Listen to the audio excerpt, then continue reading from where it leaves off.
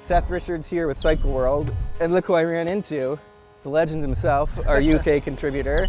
We were promised a sunny ride in Spain, and that is not what we got. No. I mean, ironically, the sun is out now when we're talking about the bike. But personally, I would prefer to be stood here in the rain and being riding in the dry. Just wait for Justin's jet. Yeah, exactly. Just coming in from Costa Rica. Yeah, so sadly the conditions have been horrendous today, because I know these roads really well because we do a lot of product launches down here, and when they're dry they're really good.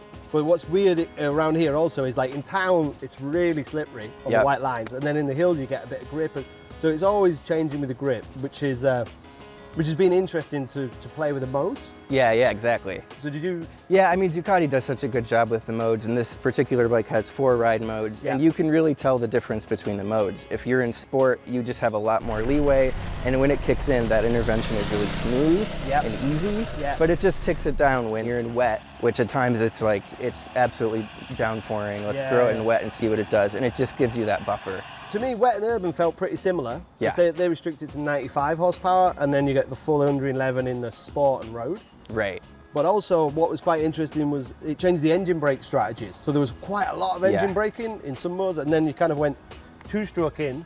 Right. You know, it's not just, because like a lot of bikes in this category have got power modes. Yeah. But this has got wheelie control, engine brake strategies, cornering ABS, you know, there's a lot going on there for this type of bike. And I love that you can change them in each mode. They're not locked. So it's essentially every mode, which is totally a typical Ducati style, every mode is a custom mode. So you can go in and change engine brake, wheelie control, traction control, all of that. And if you switch it off, like the ignition, it stays off. It stays, Because that is one of my little pet hates, is that you go, okay, right, I've set everything, and then, you know, you switch it off, you come back to it, and you're like, oh, yeah, exactly. But this stays off, because I turned the traction off and the wheelie control off. Of course you did. I was feeling brave, and then when it spun up, I was like, I want to go back. So it was nice to have that kind of safety net. When it does kick in, the re-intervention is really nice as well, because some bikes, you know, you hit the traction and it's like, huh, and then it like slowly picks up, where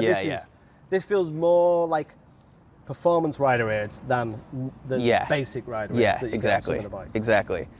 The other thing is, you know, throttle response has changed in ride modes too. So even if you're in sport mode, it's not super aggressive to the point where you feel like, oh, I could never use this. And that's part of this bike's deal, right? Like, a big reason they've made the decisions to change what they've changed is for ease of use. Yeah. It's weird because, like, I'm really old. So I remember, like, 600s, and then there were 620s. There was like entry monsters, and then you had like middle monsters. Yeah, and then you had 1200s. Yeah, then you had big monsters. Yeah. And now you've got this one that does all. Exactly. It fits the whole parameters. Because you've got urban and wet, you've got your entry monster to me. Yeah, exactly. Seat height is reasonably low. Like, we're not the tallest people in the world, and we're fine. So you've got your entry monster. Yeah. And then you've got the middle monster, and then in theory, we didn't really get the chance to send it. Yeah. But that kind of power with 175 kilograms, or whatever that is in pounds. It's 386 pounds, no fuel. No fuel. Wet, no fuel. Wet, no fuel. What is that? And it's what is yeah, wet, exactly. No fuel? I mean, yeah, only that's Ducati could come up with that one. Yeah. But it's I think it's like 9 pounds lighter than the previous one, which itself was like 40 pounds lighter than the 821, right? So it's the lightest bike in this class. It should be. Yeah. Even when you've got 14 litres of fuel, and you've got that 111 horsepower, which might not be as much as some of the competition, but you've got less weight.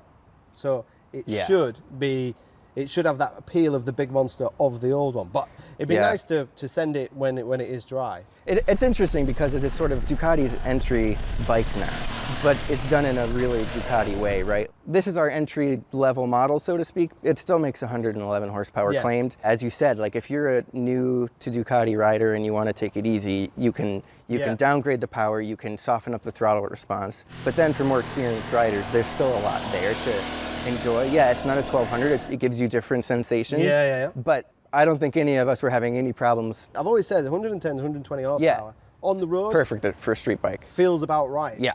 The only time I think it's going to feel lacking is if you took it on a track, you know, and you sent it. But then if you're doing that, then you should have bought a Street Fighter or maybe the Panigale. Right. You know, that's the type of bike you need. Right. It's interesting because I don't think there's a lot of overlap between this and the Street Fighter, even though they technically share the same engine, same frame. What's interesting about the frame, they start their life as the same casting across all the models, but then they're sort of made bespoke for each model. So they have different steering head angles across all the models. And of course the engine tunes completely change everything, right? Yeah, mechanically it's the same. I think it's the same swinging arm. The brakes are Brembo, but different final drive. Yeah, they're not like M50s, the M4. 4.32. Yeah.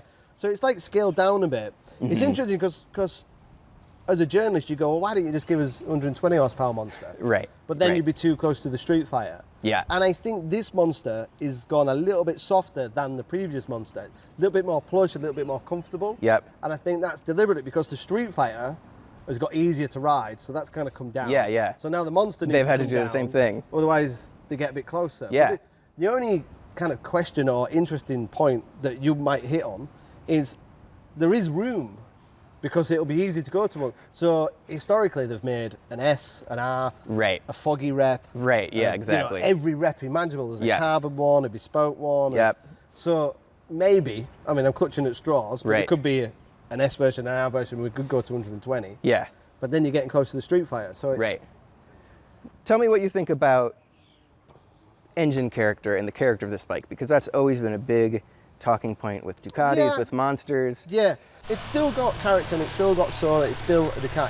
For me, like the original air-cooled ones just were so special. Yeah. And if you could find one of the dry clutch ones with a they were just like something unique. I had a 900 air-cooled Monster and I absolutely loved it. Yeah. But as much as you remember how much character and soul and how they sounded with that airbox, that bop. Oh, yeah. They weren't actually that quick. No, and they rev slow, right? Like, you're just waiting for it to, Ground clearance was absolutely shocking. Right. The exhaust would hit before the pegs, which would lift the back wheel. And if you wheelied them for any length of time, they would just smoke like a steam engine. So there was, but you don't remember those bits. You remember like you remember how great it looks and the character. Yeah. But I think this Monster is appealing to an age group that what was the first Monster, early 90s. Yeah. So it was unveiled at the Cologne show in '92. See how good you are at this. Yeah, and I think production was '94. And I was probably there. You probably were. But I think it's appealing to those who were born, late 90s, 2000s. So they can't remember that kind of. Yeah. And when you compare it to other bikes in this class, not comparing it to its dinosaur historic brothers and sisters. Right. When you look at across the board, like Yamaha's MT-09, for example. Yeah. Great bike. Right. Really good bike, as it got soul and character. Kawasaki Z900. Great bike, inline 4, kind of futuristic, Star Trek-y kind of transformer bodywork. Right. Good bike. Soul and character. Yeah, exactly. Did you have a Ducati as a poster bike? Is a Ducati winning in World Superbike? Is a Ducati winning in MotoGP? Yeah. I think it's lost a little bit over the years, but I think as a Ducati, comparing it to other modern bikes, it still sounds good. It does. There's a lot of good intake noise, right? Like you get on it and it just has that honk, which is great. I would love to hear what it sounds like with an aftermarket exhaust, because that's where you're like, it doesn't sound big.